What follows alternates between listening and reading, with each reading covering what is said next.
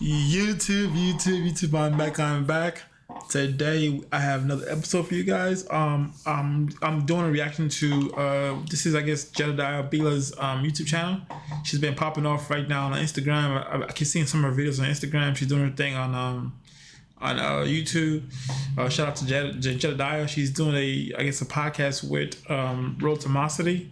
I saw the title and the title got my interest. I didn't see this episode. I didn't see this clip yet, so it should be fun to watch. It's called "Why Women Without Kids at 30/40 Become Unhappy." Sounds like something I would react to, so I was like, hey, might as well. So without any further ado, guys, if you guys can do me the favor of liking, subscribing, and commenting, I appreciate all the love and support. And let's get to the video, boys and girls. I met women your age don't get married. I met the love of my life. I have a beautiful baby boy. Both of those things mean more to me than any job I've ever had. And my message to women is, you know, these decisions do matter. And, you know, I could have been really unlucky and I would have been missing out on the most rewarding and most wonderful part of my life. So, but my story is not to be copied. Do you wish you would have done it earlier? Would I have done it earlier if I had left New York? Do you wish you would have done it earlier? The only way I wish I would have done it, listen, I can't. Anyone who's had a child knows that they could never alter. If I alter anything about the story, I wouldn't land with this husband and this child. I want this husband and I want this child because I love them both more than anything. If I could have done it earlier and still had this husband and this child, yeah, I would have done it earlier. I would have done it earlier. And I was open to it. And I think that's the key part. Even though doing it earlier, you would have had to sacrifice. Yes. Going on the View. Yes. Doing the things that you did during your 30s. I had an opportunity to go back on the View and didn't do it because I wasn't going to get an experimental vaccine. So you're talking to a girl who really, priorities are priorities. And for me, like seeing this world, I mean, every job decision I've made since I've had my family, I took a weekend job. Everyone says, oh, you were a Fox News anchor. I said, I took the weekend shift. I worked on Saturday and Sunday and a little bit on Friday, but I did. From what I can gather from the first minute of this video, I guess she's going to like being a career woman. From what I can tell, she had probably her kid at a later date than most people would have. So I'm guessing what Rollo's trying to press her on is if you had the choice of not choosing your career versus having a kid, if you could have done that earlier, would you have decided to quit or even like slow down your own career processes just so you can have a kid? So she's kind of shuffling. She's not really answering the question, but we'll see how this goes. I did that because I wanted time with my family. So yeah, I had I met this guy and had this union and had this child, yes. But I wasn't in the dating circle a lot. I didn't like New York guys. I didn't like the New York scene. I wasn't going to go out partying all the time. That's what it was all about. So I tell women, like, if you want that, like, pick up and go somewhere where that energy is more likely to be around you. I do think it should be a priority. Do you realize that hearing that from someone like you who has the history in the background that you... Yeah, it's kind of like disingenuous because, like, you're telling somebody to do something that you didn't do. So it's kind of like, I guess, it could still be a good advice whether or not you follow your own good advice, but at the same time, you kind of had it all. You did the career thing. You was able to find a husband and have a kid. So it's kind of like talking out both sides of your ass. You do that sounds very hypocritical. It right? does. Because the things that you've been able to do, going to Columbia, having the upbringing that you have, living in New York, going and being a pundit on Fox. But what do you mean the upbringing? What do you mean the upbringing? Well, I mean, as far as I grew up in a middle-class family. I mean, upbringing in the sense that it's a sort of a female empowerment upbringing, meaning that like it's like you have advantages and there's expectations of women, especially in certainly the United States, but like in Western countries right now, where it's, again, as I was saying before in the beginning of the episode, a mom rather than that was a mean edit. I don't like that. What was he saying? Something got edited. Oh shoot, that's something I edited. Fox News pundit, being on the View, following your life path. If you choose to do that rather than what your success story for a lot of from the feminist perspective, you're a huge success story about all this, because not only were you able to do all those things that you've done up to this point, but now you're also married and you've got a kid, right? But I did that late. Like, oh, I had it all. Yeah, I know you did it late. Yeah, you did it late, but you kind of had it all. So like somebody, like, you give advice to women, say, hey, don't do like I did it, do it earlier. but it worked out for you. So it's kind of like disingenuous a little bit. But the thing is to hear that from you after you've gone through all of this stuff and you pretty much lived that life, and now you get to be mom afterwards. Most women have to either choose between one or the other. That's why I asked you, would you do it earlier? Yeah, I would do it earlier. Had you were given the choice? I would do it earlier if I could have this. this. To sacrifice those things that made you who you are right now. Yeah, but that's why my story isn't a good example for example, like people struggle and work really hard to get that TV career, and for me, I was always in a position where I was like, that wasn't my priority. Like, I got on Fox and that was a great opportunity and I was super grateful for it, and then I decided, and I'll try for The View, but it was not like I was this high powered, I need this TV career, this is going to define me. I'm buried down like looking at work. I got out of Columbia and I went and waited tables. I had a master's degree and I went and waited tables because I wanted to be happy. And waiting tables made me happy. You're happier waiting tables. I was happier waiting tables, and I didn't want. It sounds so. Oh my gosh, it's not like it's all cap to me, man. Just all cap. In fact, I got offered a job right when I came out of grad school to work for, I think it was Lancome. And I loved cosmetics at the time. I was really into that. And the job required a lot of travel. It was a high-powered job working with some high-powered woman in the company. And you could see that the path was, and I said to my mom, I don't want to travel. I don't. So I'm truthfully, what people see is they see the success. Yes, I've been very successful and very grateful for everything that's come my way, but that wasn't my mission, really. And a lot of what happened to me was lucky. Yeah, I was good at something at the right time, at the right place. And I'm not saying I didn't work hard, because I did, but I never placed that as my be all and end all. Like, that was my goal.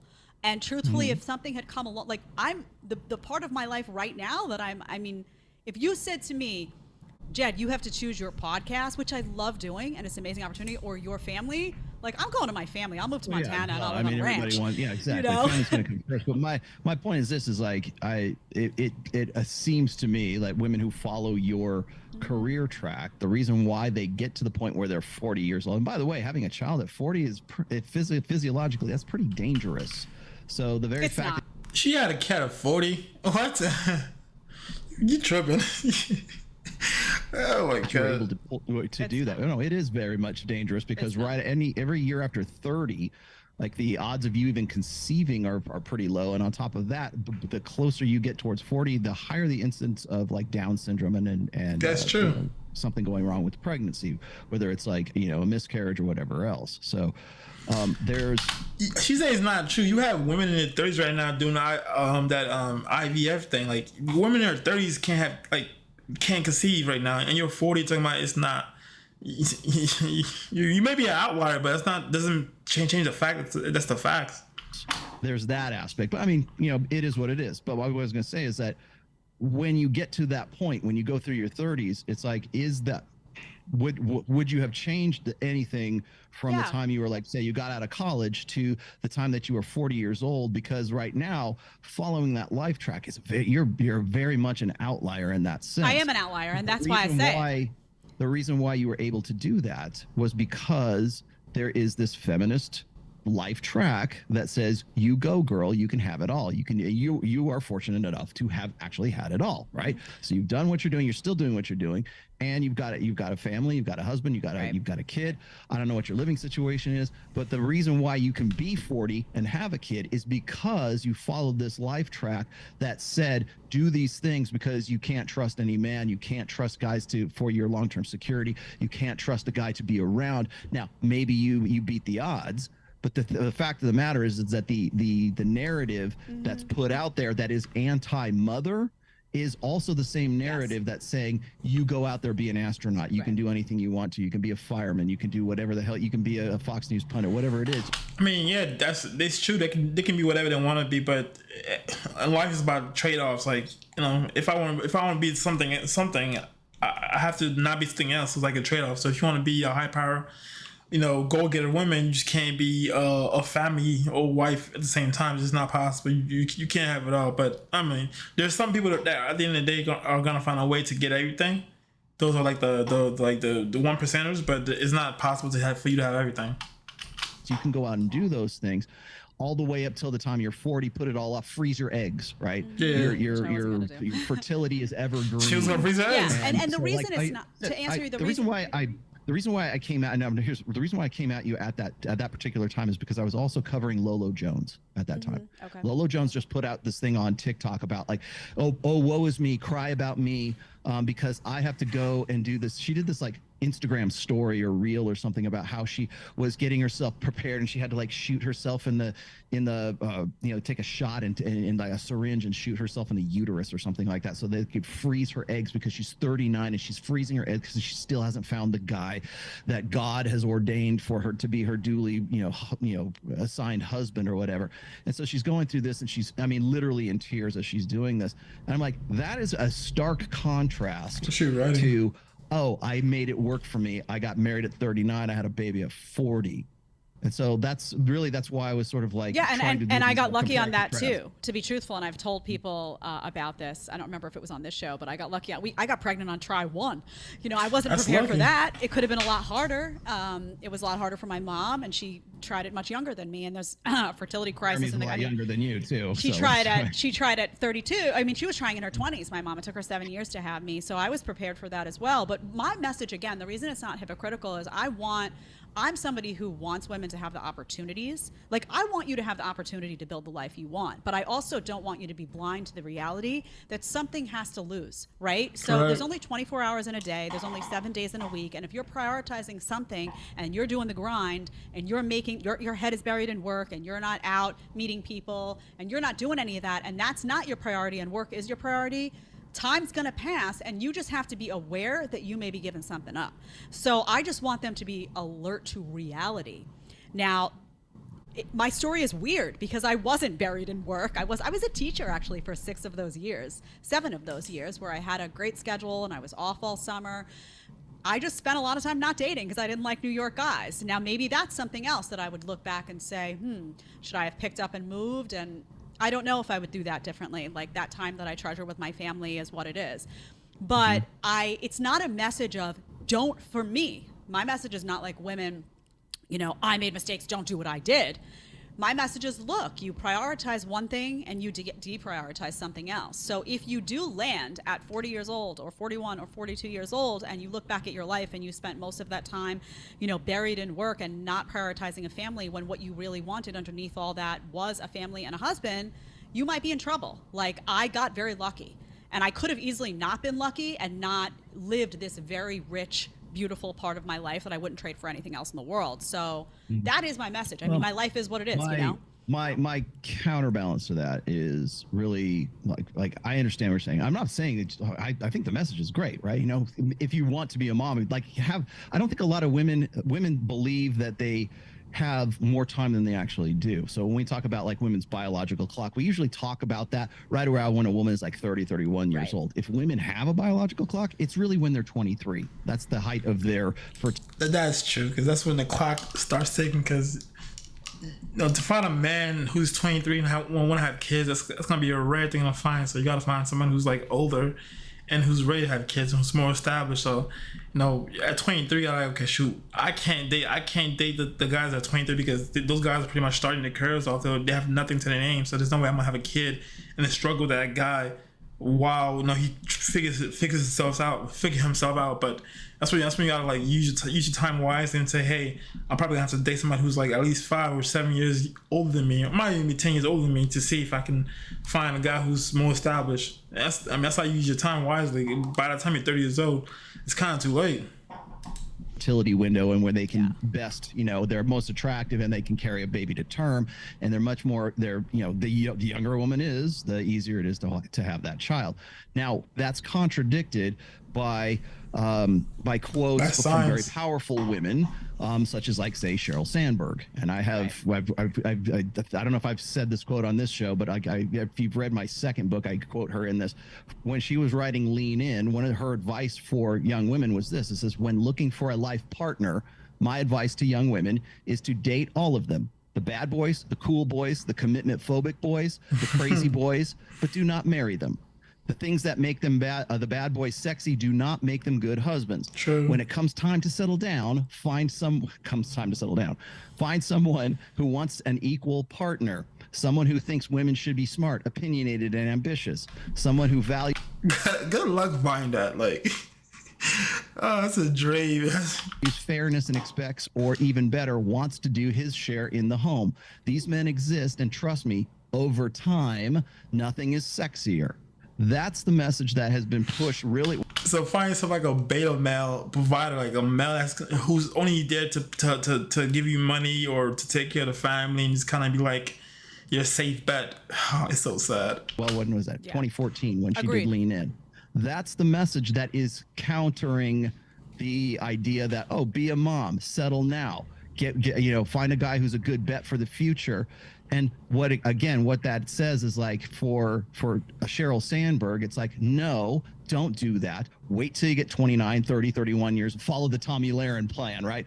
Wait till you're in your 30s, and then hopefully you'll find the guy who's this nice egalitarian equal guy who you wouldn't probably have anything to do with when you're in your 20s. Right. But now he seems like nothing will be sexier. Going forward, just give him some time. He'll be more sexy after a while. But the fact of the matter is that she's encouraging exactly when you're getting a quote unquote alpha female like Sheryl Sandberg, who's been saying stuff like this since 2014. Mm-hmm. That's the counter narrative to what you were talking about, Right. when it comes to, like, start thinking now at 23 whether or not you want to be a mom or not.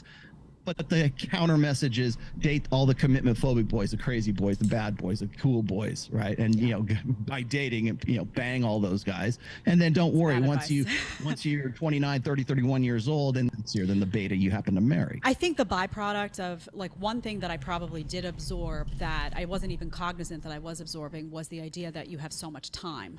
I'm sure that going through my life, I felt like there was just a lot of time for everything. I didn't know. I always was open to things. I personally didn't know, like, if I was meant to have kids. I didn't always know that. I wasn't one of those women that, like, just knew that right away for some reason. I didn't know if I would get married. I didn't know. But what I did feel is that I had a lot of time.